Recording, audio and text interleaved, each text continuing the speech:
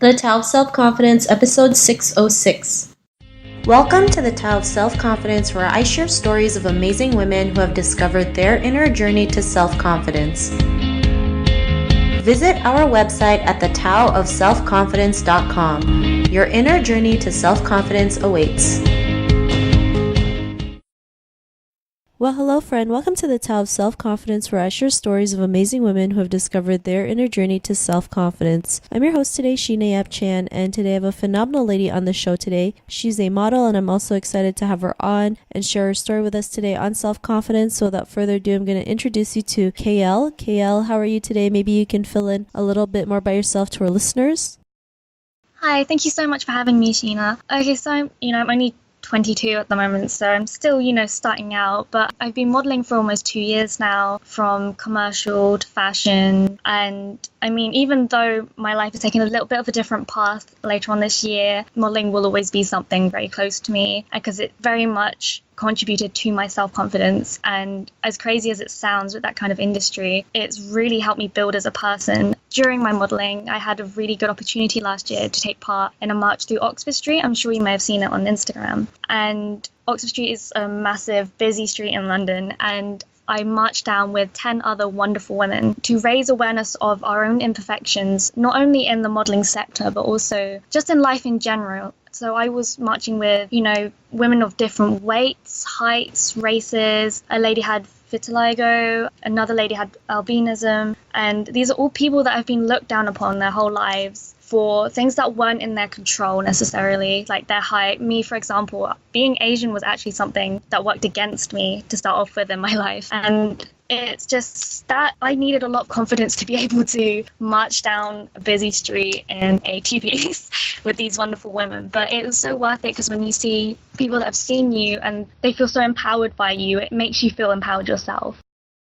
Thanks for sharing that. I think that's great what you've done, especially, embracing our imperfections, right? When we can see something like that, we feel empowered as well, not realizing we're all human beings, we're all not perfect, and our imperfections is what makes us who we are, makes us beautiful. So I'm really grateful that you're able to share that. And Kayelle, what's your cultural background?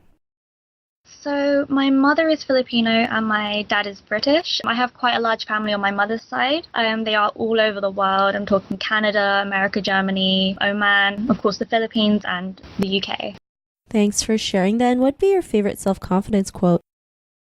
It'd have to be a quote by Coco Chanel. Beauty begins the moment you decide to be yourself. And I think that's absolutely so simple and so beautiful that it's just been something I've lived by ever since I heard it. Thanks for sharing that, and that's a great quote that you mentioned. And Kayelle, what would be your definition of self-confidence? I would say my personal definition of self-confidence is trusting in yourself. It's believing in yourself, your intentions, your abilities, the person that you are. It's knowing yourself. It very much goes hand in hand with self-love. You can't really have one without the other. In order to feel confident about someone, you've got to, like them, love that person that you are and embrace them. I mean, it's also about being self-aware and it's about being comfortable with who you are. Thanks for sharing that. That's a great definition that you mentioned. Being comfortable with who we are really helps us build our confidence and knowing and trusting in ourselves. That belief is so important so that we can go out there and take action in our own lives. So thanks for sharing that. And Kayelle, what was your life like before your discovery of self-confidence? From a young age, I very much had a real kind of identity crisis. So being mixed Asian and British, I really struggled at primary school because actually I was the only Oriental Asian in my class or in my school, and I didn't really know how to deal with that. And at the time, there wasn't any real Asian celebrities or Asians that were in, my kind of Asians that were in the limelight that I had to relate to or look up to. And I found that really tough, and it was always a constant battle with myself, whether I felt like I had to be one or the other. And it was only as I got older that I started to embrace who I was. And as I entered the world as it is, I discovered there were so many more people like me. And, I found people to relate to. And I feel like because of all of these things I went through, especially from the Asian culture as well, there was such a constant need for me to have some validation and approval. And instead of looking for that within myself, I was constantly looking for that from other people, and it's not a way to live.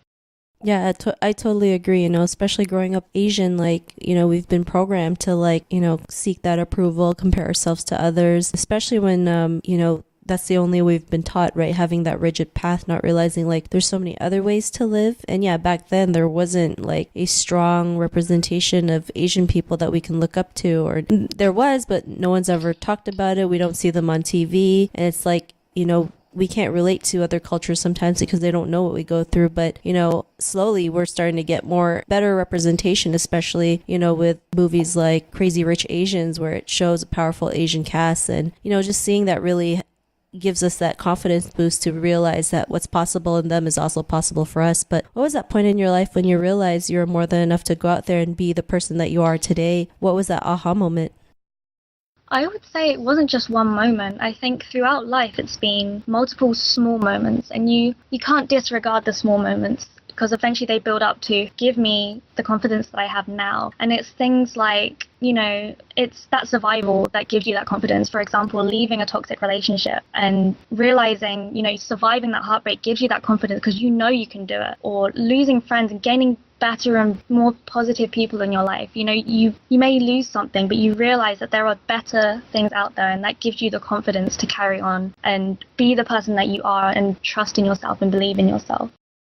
Thanks for sharing that. And I love how you mentioned even though you lose one thing, you gain something better, right? And I think people tend to forget that, especially, if it's like maybe like you mentioned, a toxic relationship. We feel like that's the only person that we can attain and there's no better guy or girl out there, not realizing like once you let that toxic relationship go, there's someone actually who will come into your life when you least expect it, that who will love you just for who you are. And, because of those realizations, what's your life been like now?